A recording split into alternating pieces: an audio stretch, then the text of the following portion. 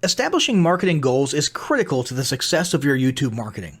Countless entrepreneurs and businesses have set up a YouTube presence, made a few posts, and then let it sit untouched for months or even years. This is usually due to a lack or an absence of goals. So, before you even begin establishing any sort of YouTube presence or strategy, you need to establish clear marketing goals. Your goals should be specific, measurable, and attainable. They can be long-term, short-term, or a mix of both. Deadlines and milestones can be helpful as well. I want to increase my social following would be an example of a bad goal that will likely result in your marketing efforts petering out for a while because there's no specific milestones. I want to gain 1,000 likes by Christmas is an example of a good goal. It's specific, measurable, and certainly attainable. Below are some examples of the various goal categories you might be interested in. First up, there's traffic to websites. And here we're talking about sales, leads, or just content marketing. Probably one of the most popular goals of YouTube marketing is to funnel your YouTube traffic back to your own web properties. After all, most businesses don't do business on YouTube per se. You're leveraging YouTube to obtain traffic and convert that YouTube traffic into brand followers, leads, prospects, and customers. So maybe your goal is to get people to a landing page with a free offer where they can subscribe to your list and become a lead. Maybe they're being sent to a sales page or an e-commerce store. Maybe you just want to do some content marketing, so you send them to your blog. Whatever the case, the end goal for a lot of businesses will likely be bringing YouTube traffic away from YouTube and over to their own web properties. Next up, there's social following, which we like to call YouTube as autoresponder. In this goal category, your aim is to build a large number of followers, and the reason we also refer to this as YouTube as autoresponder is because the main sought-after benefit here is to increase the number of people who will see your uploads in their feeds.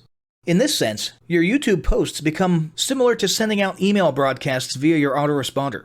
If you grow a large enough community, this can be very beneficial, and if your content is engaging enough to get a lot of traction in the form of likes, comments, subscribes, and shares, you can significantly increase the range of your organic reach into people's feeds. Next, there's passive presence.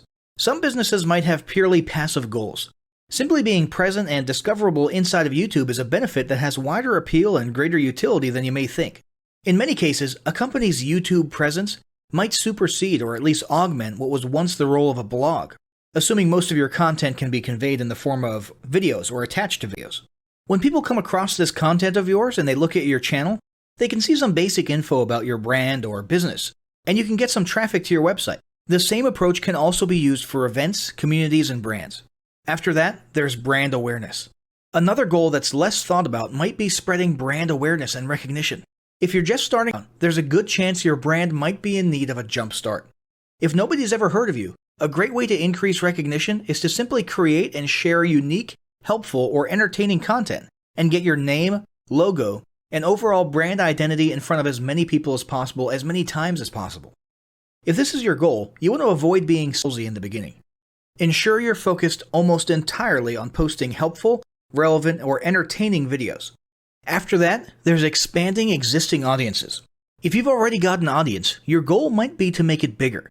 This can be done via several social marketing methods. Sharing viral content, either curated or created yourself, can lead to a huge increase in your YouTube audience. Although creating your own viral content like that can be great, if you don't have the time or means to do so, you can simply leverage existing content that's already been proven to be viral by curating or resharing it with your own comments or angle added to it. Obviously, you don't want to actually steal and re-upload someone else's video. We're talking about doing a little video review or commentary about a content piece, preferably linking to the original content piece, and adding your 2 cents.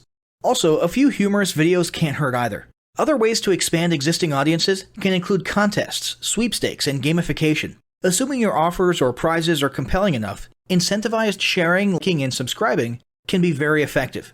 Just ensure your methods are permitted by YouTube's terms of service. Enhancing or repairing public relations. Do you want to set your company apart in the public eye? Do you want to associate your brand with feelings of goodwill and community involvement? Was your business recently involved in a controversial incident that requires damage control? It doesn't take a humiliating public catastrophe to make PR enhancement a good idea. This is a goal that any business can engage in. Non-sales related campaigns can include videos that foster positive values and goodwill, or even involvement in social movements, or noble causes. On the social movement side of things, be careful not to alienate half your prospects, though. Did your business recently donate to a charity, build a school in a third world country, serve food at a local pantry? These are all great things to post about. If not, then they don't necessarily need to be about things that you and your business participated in specifically. They can be content about general things, like a heartwarming video about helping the poor or caring for the elderly. Special holidays like Christmas, Thanksgiving, or Mother's Day also present opportunities to leverage emotions, foster goodwill, and enhance your PR. Next, there's market research. A hugely beneficial goal of YouTube marketing is market research. If you're just starting your business or going down a new path, YouTube can be an excellent place to learn more about your audience and your market. This can be done in a structured way with things like mentioning surveys and questionnaires at the end of your videos and linking to them in the description. Or in a less structured way by simply engaging with your audience, commenting, asking questions, and so on. Also, lurking or conversing in YouTube channels or the comments of videos related to your industry can teach you a ton about what your customers want and who they are. Beyond that, you can monitor your competitors' accounts and posts to see what their customers like and what they're complaining about, so you can adjust your business accordingly. Creating your own channel, posting, and engaging in it is another great way to get a constant stream of market and audience data flowing into your business. Ultimately, your goal should be to come up with 1 or 2 ideal customer avatars that you can then base your marketing and product development on. All of the goals you've learned about in this section require some sort of presence on YouTube. Getting that presence started is what we're going to talk about next.